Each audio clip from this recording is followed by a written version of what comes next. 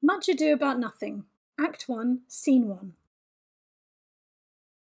The play opens in the house of Leonato, a respected nobleman and governor of Messina.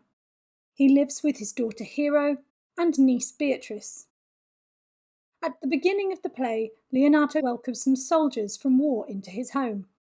These include his close friend Don Pedro, a prince of Aragon, a wealthy and powerful nobleman, Benedict, a clever and funny young man, and Claudio, a young soldier widely respected for his bravery in battle.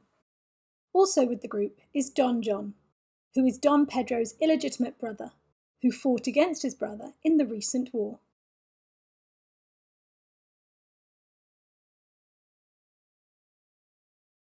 The play opens outside Leonato's home, with Leonato, Beatrice, and Hero on stage.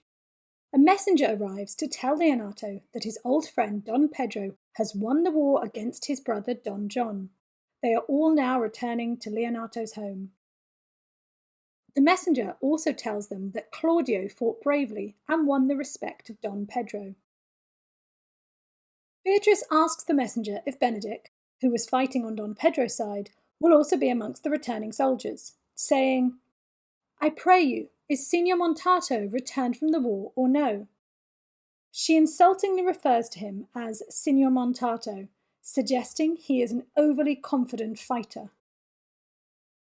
The messenger defends Benedict, and we learn from him that Benedict is a respected man and a good soldier. It is clear that Benedict and Beatrice have a rivalry and often insult each other.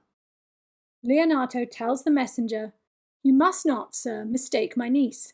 There is a kind of merry war betwixt Signor Benedict and her. They never meet, but there is a skirmish of wit between them."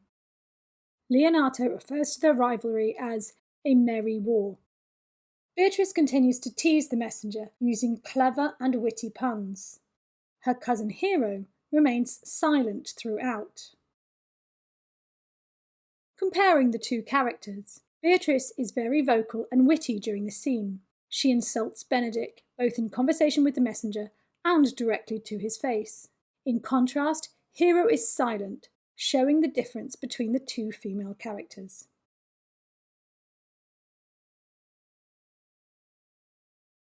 Don Pedro, Don John, Claudio, and Benedict arrive at Leonato's house.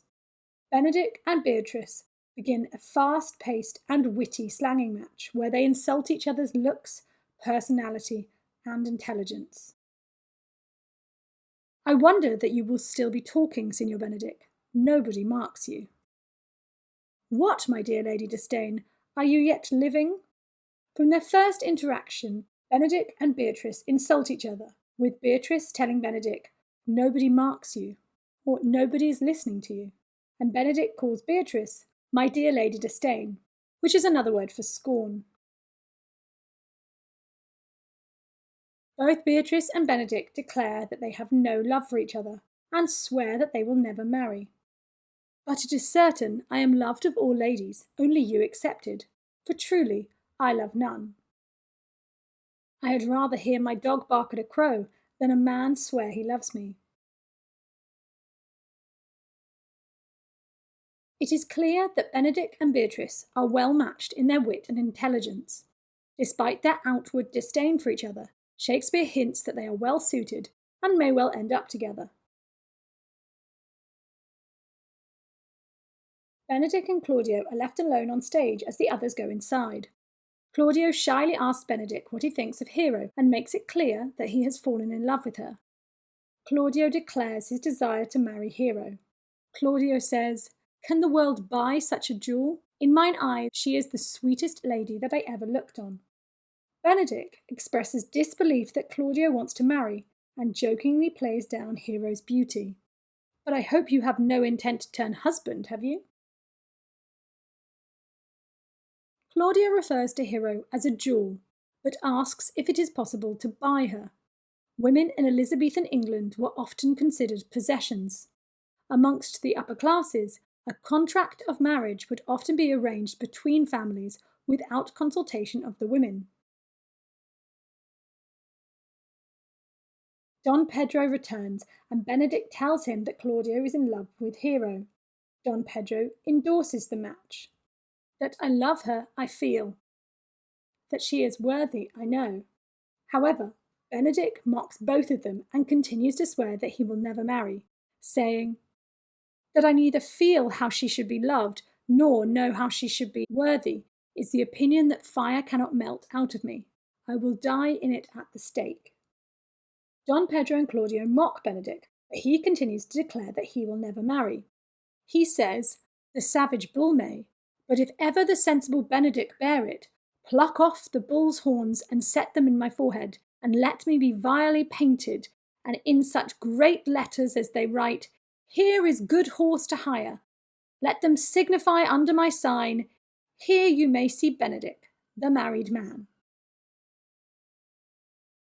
Benedict's reference to horns in this scene is a reference to cuckolding, which means women being unfaithful to their husbands.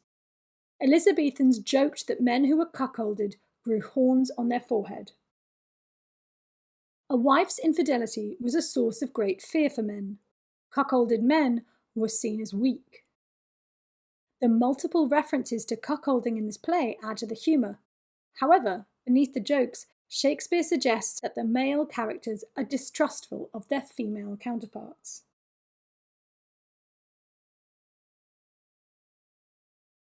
Don Pedro comes up with a plan to help Claudio woo or seduce Hero.